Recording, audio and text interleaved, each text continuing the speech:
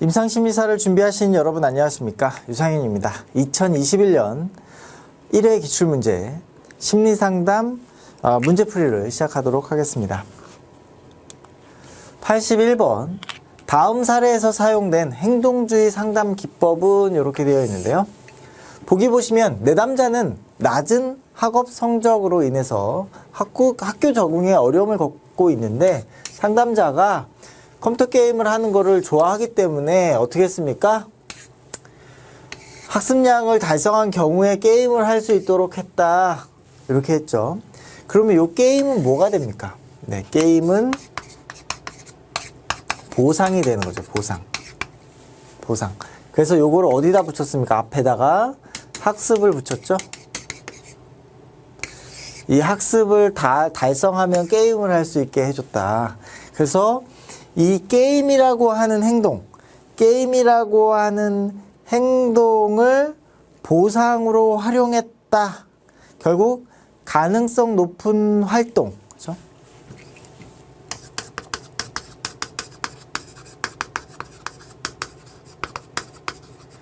요거는 가능성 낮은 활동. 이 가능성 낮은 활동을 높이는데 가능성 높은 활동을 보상으로 사용하는 것, 요것을 바로 프리맥의 원리라고 합니다. 네. 그래서 이 자신이 좋아하는 활동 자체가, 그죠? 그걸 허락해 주는 것 자체가 이제 보상이 될 수 있다라는 것이 프리맥의 원리고, 긍정적인 보상을 줬으니까, 네, 바로 정적 강화가 되겠죠. 그래서 정답은 네, 2번이 되겠습니다. 다음 문제 보겠습니다. 82번 보딘이 제시한 작업 동맹의 세 가지 측면 이렇게 되어 있는데요. 이 보딘은 그 정신역동적 직업상담을 주장했던 학자입니다. 그래서 보딘이라고 하는, 그래서 이제 직업상담적인 측면에서는 뭐 보딘이라고 하는 학자들 좀 많이 보셨을 수 있는데, 심리상담적인 측면에서는 뭐 이 내용이 그렇게 많이 알려진 내용은 아닙니다만, 그렇다고 뭐 이제 직업상담을 다시 공부해야 되냐 이럴 필요는 없고, 요 내용만 조금 기억하시면 되겠죠. 그래서 작업동맹의 세 가지 내용, 요걸 좀 기억하셔야 됩니다. 유대, 그죠? 그 다음에 작업의 동의, 목표의 동의.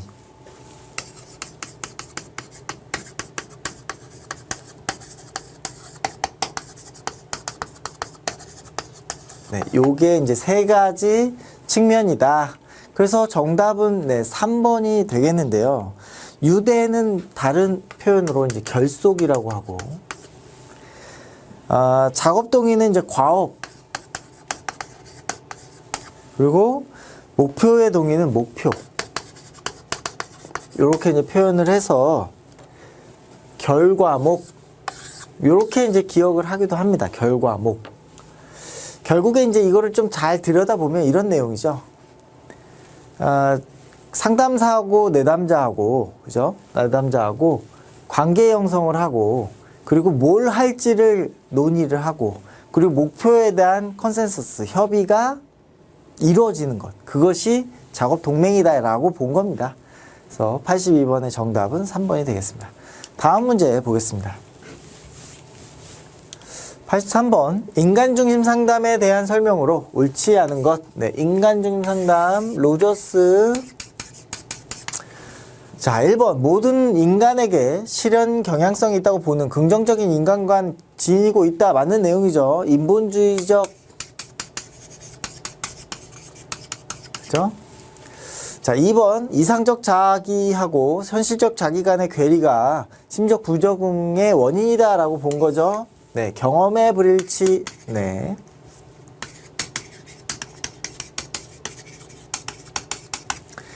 자, 3번 상담자가 내담자에게 무조건적 긍정적 존중의 태도를 지니는 것을 강조한다. 이것이 바로 뭡니까? 핵심 치료 요소 중에 하나다. 이렇게 본 거죠. 이게 이제 상담자의 태도가 결국 치료적 요소다 이렇게 얘기하는 겁니다. 그렇기 때문에 뭐가 없다. 진단평가 또는 그죠? 어떤 그 기법의 어떤 중요성 이런 것들이 이제 인간심 상담에서는 강조되고 있지 않다. 4번 아동은 부모의 기대와 가치를 내면화해서 현실적인 자기를 형성한다. 기대와 가치 이걸 내면화하면 어떻게 된다? 요렇게 된다. 경험의 불일치를 발생한다. 가치 조건화가 되는 것이죠. 내가 엄마 말을 잘 들어야만 사랑받을 수 있어 라고 하는 가치 조건화가 되기 때문에 현실적인 자기를 형성하는 것이 아니죠. 그래서 괴리감을 만든다. 정신적인 문제를 발생시킨다.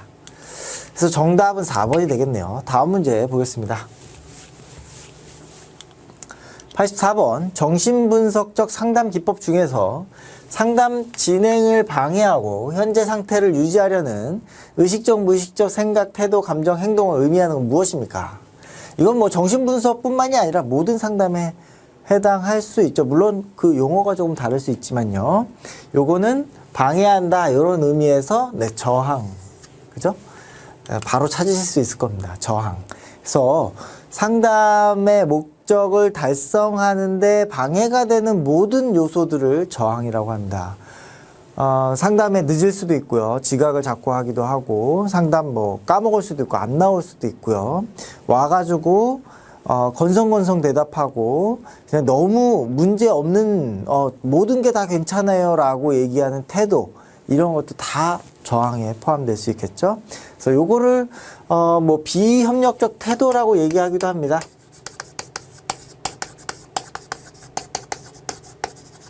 뭐 다른 상담 이론에서 이렇게 이제 표현하기도 합니다. 그래서 정신분석에서는 이제 뭐 분명하게 저항이라고 얘기하고 있죠. 84번, 2번 정답 체크하시고 네, 다음 문제 보겠습니다.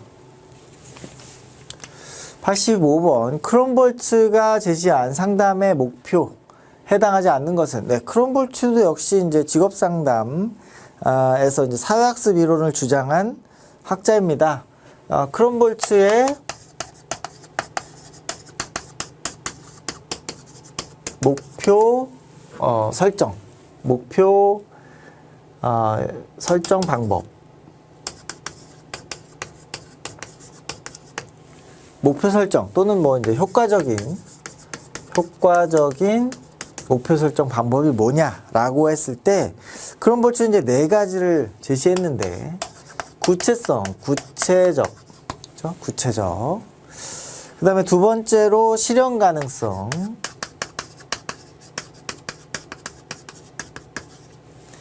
그 다음에 세 번째는 합리적인 것, 내담자가 원하는 것.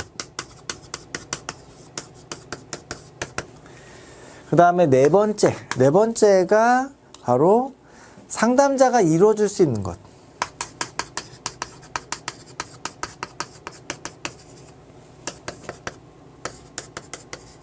요거를 이제 상담자 기술과 양립 가능성 이렇게 얘기합니다. 그러니까 상담자가 이 내담자가 원하는 것을 해결해 줄 수 있는가 이런 것이죠. 그러니까 요게 이제 목표 설정의 방법입니다. 약간 이제 직업 상담에서는 그 직업적인 매칭, 그러니까 요인과 개인의 어떤 그 요인과 그다음에 성격 요인과 직업적인 성격 요인을 매칭하는 뭐 그런 특성들을 보이고 있기 때문에 이제 요런 네 번째와 같은 내용들이 좀 나오고 있는데 어쨌든 요것도 우리가 이제 잘 눈여겨 보아야 되는 목표 설정 방법이다 이렇게 좀 볼 수 있겠고요. 보기 내용 보시면 네, 4번. 근데 모든 내담자에게 동일하게 적용될 수 있는 목표. 그죠? 그건 아니죠. 네, 모두 적용할 수는 없겠죠. 동일하게 적용할 수는 없다. 왜냐하면 내담자가 원하는 것이어야 되기 때문에 그렇죠. 자, 다음 문제 보겠습니다. 자, 86번 상담 진행 과정에서 옳지 않은 것, 설명으로 옳지 않은 것. 1번 비자발적 내담자의 경우에 상담 목표를 설정하지 않는다. 상담 목표 설정 안 하면 어떻게 합니까? 그렇죠? 설정해야 되겠죠. 오히려 비자발적인 경우에는 더 구체적으로 이것까지는 좀 해보자 라는 게 협의가 되지 않으면 상담 진행하기 어렵다. 2번 내담자가 자신의 문제를 이해하고 반복적인 학습이 일어나는 것은 중기가 맞겠죠. 3번 문제 해결 과정에서 저항이 나타날 수 있다. 맞습니다. 이제 목표를 정하고 이렇게 해보자 라고 했는데 내담자가 맨날 늦고 지각하고 이런 내용 이런 행동적인 저항을 나타낸다 그러면 그래서 목표는 정했지만 머릿속으로는 알고 있는데 하기 싫은 거죠. 그래서 그런 뭐 하기 싫다는 것이 의식적인 부분이 아니라 무의식적으로 이건 안 되겠는데 뭐 이런 생각을 하고 있는 것이죠. 4번 상담 목표를 기준으로 상담 성과를 평가하는 것. 그죠? 평가 나왔으니까 종결 얘기할 수 있겠죠. 그래서 정답 1번이 되겠습니다. 다음 문제 보겠습니다. 87번 글래서의 현실치료 이론에서 가정하는 기본적 욕구. 기본적 욕구 나오고 있네요. 여러분들 이론 공부할 때 많이 외우셨을 텐데요. 소, 힘, 질, 자, 생 이렇게 되겠죠. 보기 내용 보시니까 생존 있습니다. 생존. 그 다음에 자존감. 여기에 자는 자유인데요. 그 다음에 권력은 힘에 해당할 수 있겠죠. 권력. 재미, 즐거움. 그죠? 요걸 재미라고 할 수 있겠죠. 그러면 소속의 욕구는 없지만 자유의 욕구도 없는, 자존감의 욕구는 포함되지 않는 그런 것이죠. 그래서 3번이 정답입니다. 자존감은 이제 우리가 보통 그죠? 메슬로우 욕구 이론에서 이제 나오는 개념이다. 이렇게 정도 생각하시면 되겠습니다. 다음 문제 보겠습니다. 88번 내담자의 현재 상황에서의 욕구와 체험하는 감정의 자각을 중요시하는 상담 이론은 무엇입니까? 현재 상황에서의 욕구, 체험하는 감정의 자각, 요거 알아차림이라고 해볼까요? 알아차림. 중요시하는 상담 이론은 욕구와 감정의 알아차림을 중요시하는 것, 바로 통합과 각성, 그죠? 이걸 중요시하는 상담은 바로 게슈탈트 상담이 되겠습니다. 2번 게슈탈트 상담. 욕구와 감정의 알아차림은 사실 어떻게 보면 거의 모든 그 상담 이론에서 중요하다고 얘기하고 있는 건데, 실제로 이 게슈탈트 상담에서 자신의 개인의 어떤 욕구와 감정을 알아차리는 것에 대한 굉장히 노하우를 갖고 있고, 이 상담, 게슈탈트 상담 이후에 이런 욕구와 감정의 알아차림을 많은 상담에서 이제 중요하게 하게 되었다 정도 기억하시면 되겠습니다. 다음 문제 보겠습니다. 자, 89번 위기 개입 전략입니다. 옳지 않은 것. 내담자가 즉각적인 욕구에 주목한다. 그렇죠? 지금 어떤 충동적인 그 욕구, 이것에 주목하게 되기 때문에 즉시적인 개입이 필요한 것이죠.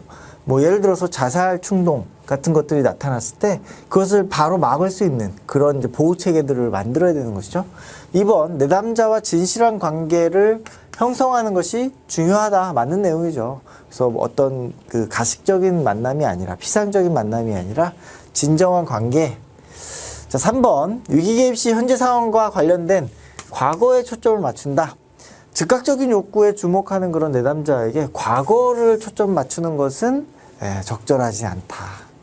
지금에 초점을 맞춰야 되겠죠. 4번 각각 내담자와 위기를 독특한 것으로 보고 반응한다. 이게 이제 무슨 얘기냐? 다 똑같은 사람이 아니다. 매뉴얼대로 이렇게 하는 게 아니라 개별적으로 어떤 케이스 바이 케이스로 우리가 다뤄야 된다. 이런 내용이 되겠습니다. 그래서 정답은 3번이 되겠네요. 다음 문제 보겠습니다. 89번 도박 중독 심리사회적 특징에 대한 설명으로 옳은 것은, 자, 뭐 도박 중독 상담을 여러분들이 이제 다루지 않았더라도 요 내용을 보시면 아마 이럴 것이다 이렇게 추정되는 부분들이 있을 겁니다. 1번 도박 중독자들은 대체로 도박에만 집착할 뿐 다른 개인적인 문제를 가지지 않는다. 그럴까요? 네, 그럴까요? 다른 개인적인 문제도 많이 있겠죠. 오히려 어떻게 보면 도박 문제만 있는 것이 아니라 다른 개인적인 문제가 도박 문제에 연결되기도 하고 이 도박 문제 때문에 다른 개인적인 일상생활의 문제가 발생하기도 하는 것이죠. 2번, 도박 중독자들은 직장에서 도박 자금을 마련하기 위해서 남들보다 더 열심히 노력한다. 도박을 하면서 일을 더 열심히 하기는 어렵겠죠. 그러니까 어떤 도박에 굉장히 많이 몰입되어 있기 때문에. 3번, 심리적 특성으로 단기적인 만족을 추구하기보다는 장기적인 만족을 추구하기 어렵겠죠. 이게 안 되기 때문에 이제 도박 충동을 견디기 어려운 것이다. 4번, 도박 행동에 문제가 있음을 인정하지 않고 변명하려고 든다. 맞는 내용이죠. 또 자기가 이제 도박 중독자다라고 인정하게 되면, 그죠? 그걸 도움받으려고 노력할 텐데, 그렇지 않기 때문에 계속 반복적인 행동을 하게 된다. 자, 90번 정답 4번이 되겠습니다. 다음 문제 보겠습니다. 91번, 학업상담의 특징에 관한 설명으로 틀린 것. 네, 학업상담 주로 이제 청소년들이 많이 하겠죠. 청소년 상담의 특징, 비자발적인 내담자. 많다. 두 번째, 부모의 관여가 적절한 수준과 형태로 이루어지도록 돕는 것이다. 그죠? 부모가 관여하는 것을, 그죠? 좀 밸런스를 맞춰주는 거. 맞는 내용이 되겠습니다. 3번, 학습의 영역에서 문제가 발생했기 때문에 문제의 원인은 인지적인 것이다.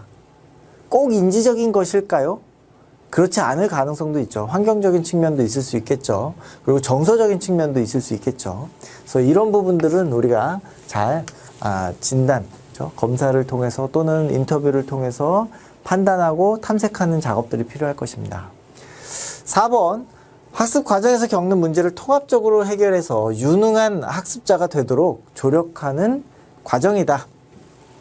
학습 과정에서 겪는 문제를 통합적으로 해결해서 유능한 학습자가 되도록 조력하는 과정. 이게 뭐 학습 상담의 개념 정도로 이해할 수 있겠죠.